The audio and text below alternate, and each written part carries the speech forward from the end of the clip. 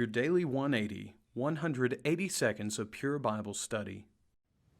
Thank you for being with us today for this, your Daily 180 Bible study. We're talking about how to be an effective parent, how to raise godly children in an ungodly world. We're in Proverbs chapter 3, and we're looking at the commands that a father gives to a son and the promises that are attached to that command.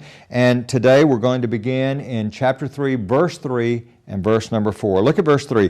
Let not mercy and truth forsake you. Bind them around your neck. Write them on the tablet of your heart. Now that's the command. Now here's the promise, verse 4. And so find favor and high esteem in the sight of God and man. Here's the key. Do you want to help your children be respected among people?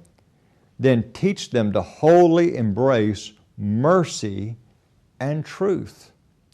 You know, this is such an important idea. When we think about mercy, different translations translate this word a little bit differently. Over in the English Standard Version, it's translated, let not steadfast love and faithfulness forsake you. The American Standard Version translates it kindness. I like both of those, steadfast love, mercy, kindness. It kind of gives us the full view of what's in mind. We need to be teaching our children to be merciful individuals, teaching our children to be kind.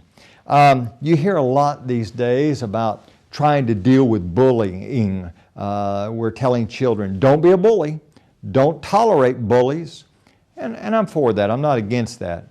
But it's kind of interesting, you know, if we could teach our children to be kind, that takes care of the bully problem. If we could teach our children to be merciful, that takes care of the problem of being a bully. Mercy shuts out all selfishness and hate and all those characteristics that would bring about unkind behavior. Truth shuts out all falsehood, hypocrisy, and deceit.